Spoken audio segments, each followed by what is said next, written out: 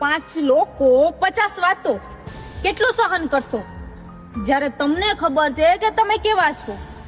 હા, તમારા કર્મ ગમે એટલા સારા હશે, પણ લોકો તમારા દેખાવથી જ તમને જજ કરશે. વાય? શા માટે? બીકોઝ એ તમને સારું જોઈ નથી શકતા. પેલું કહેવાય છે ને કે જેવી દ્રષ્ટિ એવી સૃષ્ટિ.